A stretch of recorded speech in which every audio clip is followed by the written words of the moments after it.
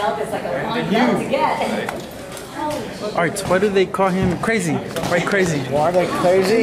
Yeah. He's a fight style, man. Yeah. He's a crazy fighter. Yeah. Who gave him the nickname? And the new Edmund, did you give him the nickname Crazy? everybody did, yeah. Yeah. What? What's Johnny Tapia. Yeah.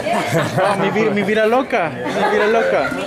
Edmund, how do you make that transition from training MMA fighters and then boxers? How do you do that? Is it Simple. easy? Just the game plan. Fighting is fighting. You know, it's a big puzzle that needs to be solved. And here, you know, you have two boxers. It's limited. You know, not hands, knees, and all that stuff you can't use. You only use your fists. And I started with boxing and kickboxing. So then for MMA, I bring in wrestling and jiu-jitsu coaches to help me put the game plan together. Wherever they can win, wherever they have difficulties, you have to take out, bring in. You know, so it's just a puzzle. You just solve it. It's easy, simple. He's fighting for his first world title this Saturday. Is there any extra pressure on a fighter when he knows he's actually fighting for a title? Or?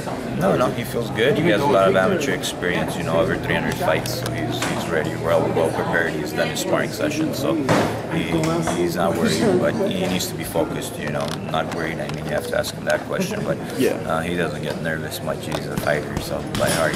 This past Saturday we had Canelo versus Golovkin. And we all saw the aftermath, man. What did you guys think about it? What did you guys make of the decision? Good fight, you know, very good fight. I was happy with what Canelo did. Honestly, I thought he couldn't have done what he showcased, and he did very well. He got the better shots, I would say, the cleaner shots that, you know, you watch on TV, it's different. You watch it live, I'm sure it'll be different because I've been to Marquez and Pacquiao's fights. I thought Marquez won and the third one, but whenever I watched it on TV looks different. Pacquiao throws a little bit more, you know, the touches probably a little bit more, but Marquez throws the better shots and touches them harder shots. I thought Canelo on TV landed the better shots. I didn't see it live, but Golovkin definitely controlled the fight. Put pressure, use the jab. If you count the jab as a weapon, which it is, and you score the jab, that will give the fight to Golovkin. But if you take out the jab and you just watch accent, which is the clean shots, the shots that really count and looked good, Canelo did that. I mean, there's a couple of rumors now. They're saying that the teams are already in preliminary talks to make the rematch happen sometime in May. But then there's also a little crazy rumor that just popped up this morning. They're saying they're talking possibly about Canelo versus McGregor. What do you think? Do you think that's even a good fight? Like, I don't think so. I think McGregor should, you know, do MMA, and he did very well against Mayweather. But Mayweather is a smaller guy. You know, he's at 147. He's putting pressure on somebody like Conor, which walks around probably in the ring at like 175 or so. So if Canelo puts that pressure, he's not a counter puncher, and Mayweather's a counter puncher. He put pressure and he, you know, hurt Conor a little bit. Canelo will be a different story. You learn him more. He's an offensive fighter most of the time. So if he puts his offense on Conor, it'll be a short night, I believe. So preparation-wise, as you said, he seemed to surprise you what he's able to do with Mayweather. But you have the experience training boxers, actual boxers, and then training MMA fighters for the MMA fighters. Do you think he should have took better preparations? No, he did very well. He did very well. He was well prepared. And first time fighting 10 rounds, that's why you have 4 rounds, and then you have 6 rounds, then 8 rounds, then 10 rounds. So you could gain that experience, that confidence, you know, balancing the war. You got to balance it. So he didn't have that balance. He went to 10 rounds first time ever. He hasn't even done a 4-rounder. He goes to 10 rounds. So he did a hell of a job. You know, I give a lot of credit to Conor, and he was looking good in there, you know, keeping the ground, staying on the ground, not panicking. You know, at times, even the pressure a little bit, he wasn't dealing with it so well when Mayweather was coming in. That's why at the end he said, I made you look like a Mexican to Mayweather. Because Mayweather usually counter punches unless he was fighting at 130, 35 pounds where he started from. He used to be the offensive fighter and he had a lot of knockouts.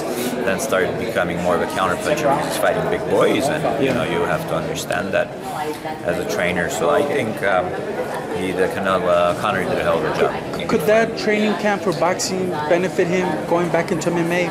Yeah, definitely. A lot of confidence that he could box with the world's best, you know, 10 rounds. Those guys in the cage don't have the timing and the feeling Conor does. Conor has very good timing.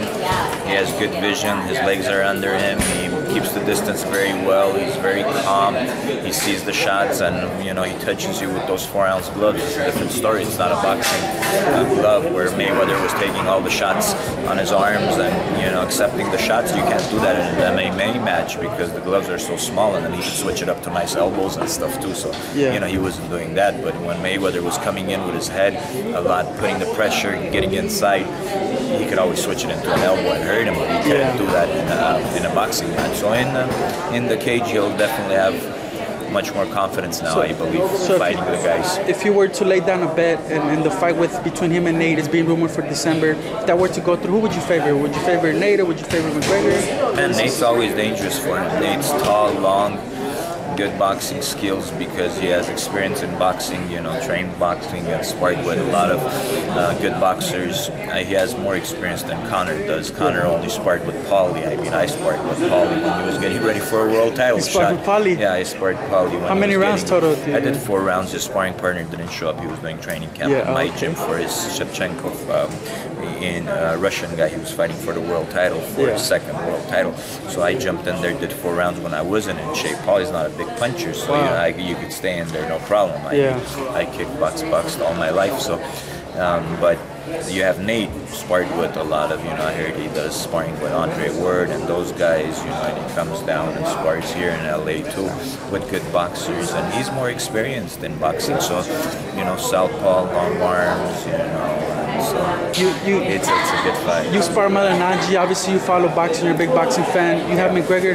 How interesting is it, a matchup between McGregor and Paulie? It definitely has the storyline, you know, they had their differences during the training camp. Yeah, Paulie gets in good shape. That's a good fight, you know, that's a good fight. That's more reasonable for, you know, Conor to do than to go up against somebody like Canelo.